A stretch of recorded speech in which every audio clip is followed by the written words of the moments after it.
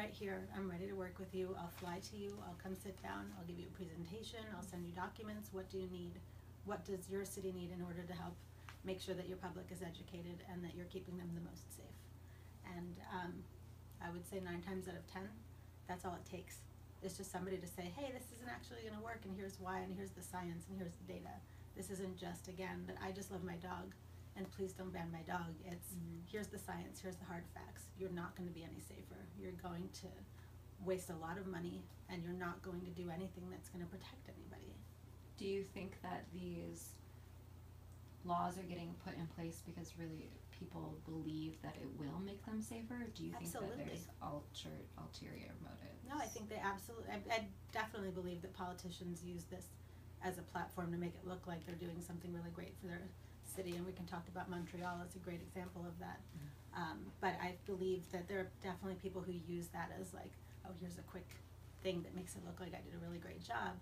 And again, you're not keeping anybody safer. And a year from now, when we look at those statistics and your data and your bites aren't any different, it's because you're not dealing with the root cause. You're putting a Band-Aid on a problem. You're not dealing with the problem. So do these laws get put in place, and then do they usually have to learn the hard way that they're not actually working? Absolutely. Okay. Yeah, I mean, there are still cities in this country that absolutely still have breed bans, and another great example is in Texas, in Grapevine. They had a shelter ban, so if you had a pit bull type dog come through, they had a ban on their city as well, but if they, if you had a pit bull type dog come through, they could euthanize that dog because it was a pit bull. And so we had volunteers who questioned that, and our team in Dallas questioned that and said, like, what can we do, Deirdre? Like, how can we get them to change this? And I said, well, start with a phone call. Ask them why. You know, let's just call and see what's going on and how can we support you. And so it turned out it was a sheriff who ran the ordinances, basically, who regulated, and they just didn't know. It was just something that was in place for so long that nobody ever said why. And they sat down with us, and we gave them the option of having us help network their dogs for them so that they didn't have the burden in their shelter. We helped them understand that their community wasn't any safer, and we showed them the data based on that. And they were very open to it, and we're really grateful for the opportunity to make a change. And in this day and age, people want to see positive stories, and we got to say, Grapevine turned it around, and it was literally over the course of a month that they went from like having a 30-year ban to saying, oh, wait a minute, like this doesn't make any sense. We're not even doing anything that makes sense. So what's the hold up on places like Denver and Miami who have had, and correct me if I'm wrong, but bans since like 1996? Oh yeah, the ban in Denver is older than that, and Miami actually. Miami is working to lift their ban again. They tried a few years ago, and part of the problem is if you don't have pit bulls in the population, the media likes to focus on, do we really want these dogs coming back to our community? We've been great all this time, which is nonsense. But they're, in Miami especially, they have MCA BSL, I believe they're called. Dahlia Keynes is amazing. She's been working forever to get their ban lifted. But a few years ago they tried, and there was just not enough education on the ground. So a lot of people who don't deal with these dogs were hearing things in the media about how scary they are and wondering, like, why would I ever change my vote on that? I don't want these dogs here. And so, again, it's something that a politician who's dealing with, you know, so many different problems in a city like Miami where there's so many dangers, that it's just a really cool opportunity for them to look really good at, well, we're keeping you safe from dogs, you know, but there are people changing it, and it's going to change, and we're hoping it's going to be this year. And what about Denver? So Denver and Aurora have 2 of the worst BSLs in the country. Denver, you can smoke weed now on the street. Still can't have a pit bull. Sadly, I've met a lot of people who tell me that they know people that have pit bull type dogs in Denver, which scares the heck out of me.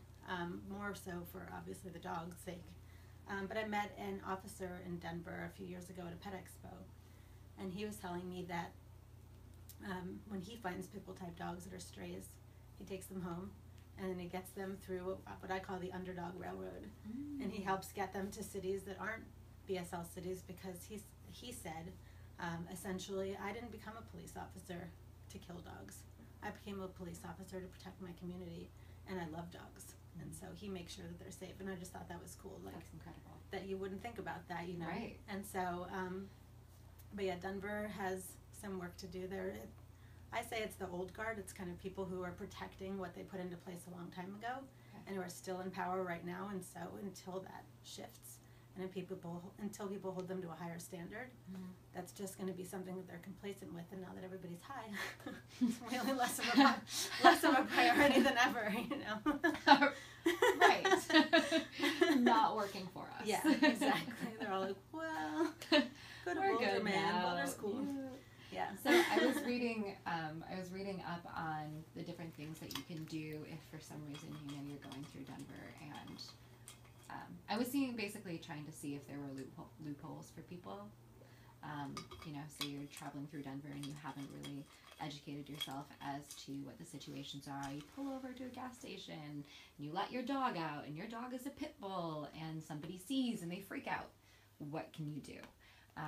And right now, it is really hard because they absolutely can just take your dog. Yeah.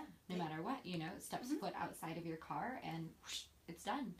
You have to pay for, them to imprison your dog basically while it's being sentenced for, to determine if it is a pit bull. And that's the other thing that was crazy to me is, going back to talking about classification, these areas that have bans, it's like, you have to pay for a DNA test to take place and to determine if your dog is anywhere over 50% pit bull, quote unquote, for that, then they have every right to euthanize it, just like that. If for some reason your dog, isn't what they see as, 50% pit bull, then it's free to go. Which, just that logic doesn't make any sense to me, and I think that is probably a huge frustration for a lot of people who are trying to get people to understand that these breed-specific legislation, they don't work, because the very foundation that they are built upon isn't founded in education, isn't founded in logic, is founded mostly just in fear. Mm-hmm. Would you say that that's accurate? Absolutely. Yeah, 110%. I think when we were doing the Pit Bulletin Legal News Radio, we were doing it every Tuesday night, we had a caller who had a dog that was a service dog, who was a pit bull type dog, and he was driving through Denver, and he called us to tell us that his dog, he had all over his car, he had information about his dog being a service dog to make sure, like, if God forbid something ever happened, that people knew that his dog was working.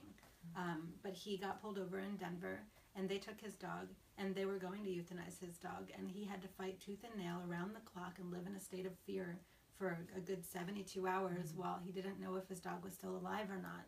And it was just horrifying. And that's the kind of stuff that motivates me every single day to get up and keep going and to keep working on this issue, because that is disgusting. That is not fair. The dog looks like something that people associate with something which, as we know, is comparable to racism as you can find in the canine world, and it's just ridiculous. It's not something that makes any sense. It doesn't keep you safer.